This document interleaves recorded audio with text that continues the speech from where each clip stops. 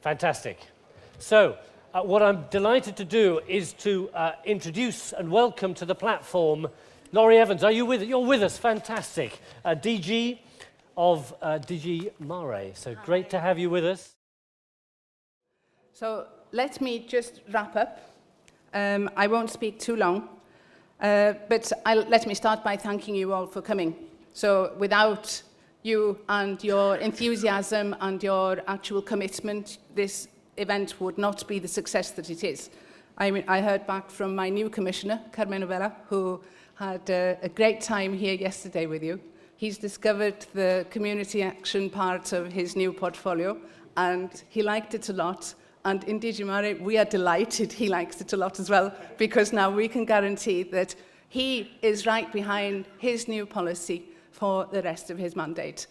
But let me thank Farnet. I think Farnet has done an impeccable job in terms of organising the event, not just this week, but before. So I'll ask for the whole audience to thank Farnet for the organisation.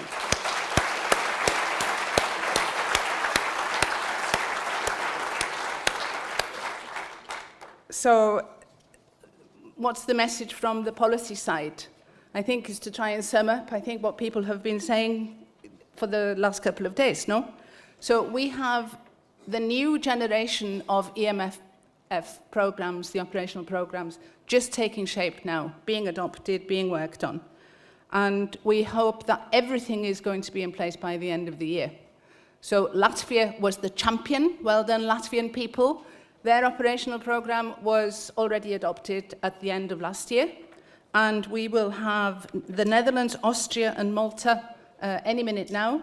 We have about 10 to 12, very near the finishing straight. And all the rest of you, I'm not going to name the names, need to hurry up a bit. So the early indications from these programs show that the member states and the managing authorities have learned a lot from the initial work in the first period. We've built the capacity, we've built the awareness. So this is stage 2, version 2, like one of the videos was saying. So we should be more ambitious, actually, in the next generation of projects and next generation of flags. We've got the basics, now we need to improve on the delivery. We think that we have evidence from the new programs that the member states are taking community-led local development very seriously. So our early estimates are, these are rough data, that between 10 to 15% of the whole envelope of the EMFF will be allocated towards this axis, these activities. And this is actually quite substantially more than the amount of the previous period. So not only now do we have the base capacity, the base awareness, but we have more money. So tools are there. We're green to go in terms of the EU support and the mechanisms that you have on the ground. So this is all very encouraging. We're delighted to see that from the DG Mare perspective. So there's one issue, because the groups that are already up and running under the EFF need to be sure that they can continue their dynamic work in this sort of transitional period. So for everybody who is not Latvia, there's a transition period now. So the managing authorities do need to front-load some of that work. So this is an explicit message back. So the managing authorities, apart from Latvia, need to work to ensure that the calls for proposals are actually started now. There's no need to wait for the operational programs to be finalized or agreed before you start that work. So member states like Finland, Estonia, and Sweden have done that. We explicitly encourage all of the others to do it as well. So do it before your program is adopted, and that will minimize gaps and transitional issues. So what about the actual operational lessons? We have some challenges that we need to continue to work on, I think. We need to look very closely at the implementation challenges. So how can we help you to do better in the next period relative to the past period? So one of the issues is that the roles of the managing authorities and the flags were sometimes a little bit confused in terms of who should be doing what at the delivery end.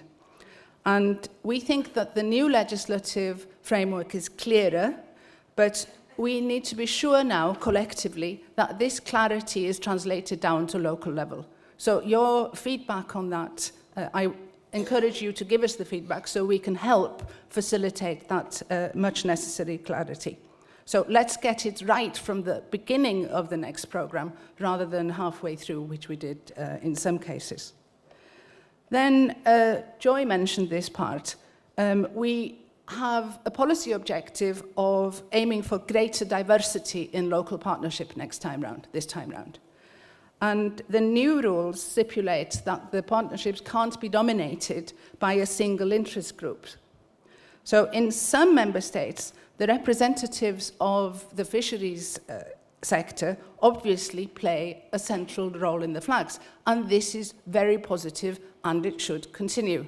So don't get me wrong here.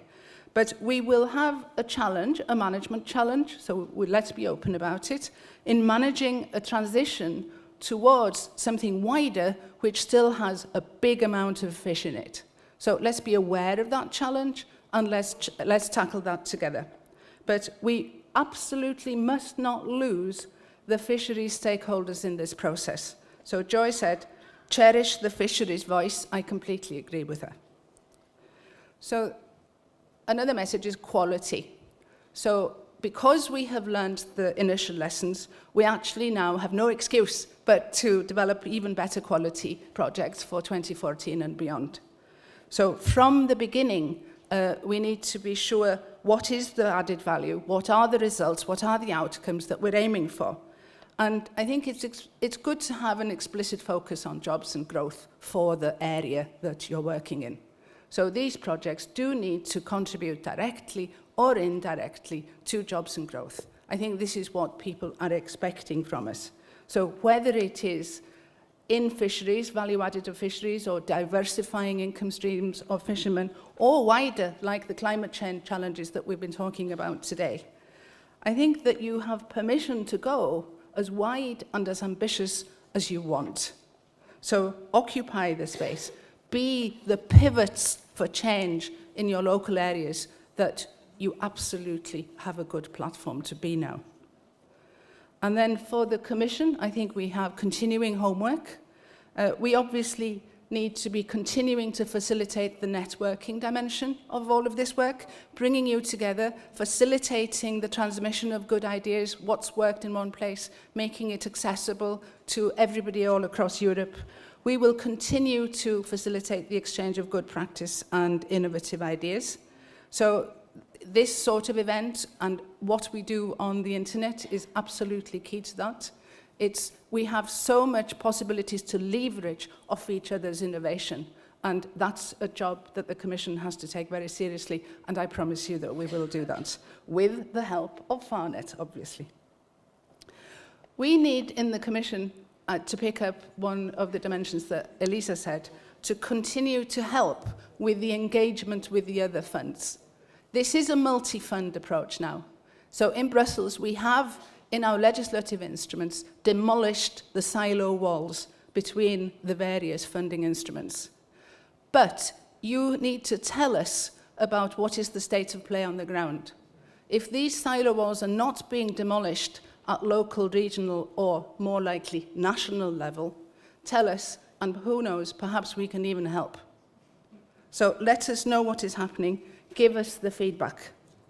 So we need to have the multi-fund approach translated on the ground, because you deserve to have all of the instruments at your disposal. You will have better results if you have the social fund helping with the training than if you don't. So if it's not happening for you on the ground, let us know, and we will go and scream at people that perhaps we can more easily access than you can.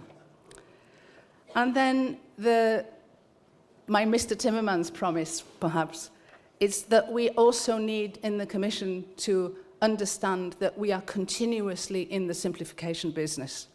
So we need to understand what is happening on the ground in administrative terms and continuously look for ways to simplify delivery, to promote better access to the funds, and to, of course, ensure good value for money, because that's the best way to maximise the good quality projects on the ground and the money flowing to where it should be flowing. So that's it from me. Thank you, basically, to you, to the FARNet teams, and keep in touch with each other, keep in touch with us. We wish you all the best for your new generation of projects. You need to do twice as well as you've already been doing. It's a small target for you. But we wish you massive success. Like Pierre says, courage. This works in French, it works in English, it works in many, many languages. Courage. You've got lots to go for. There are terrific opportunities ahead. Seize them. Thank you very much.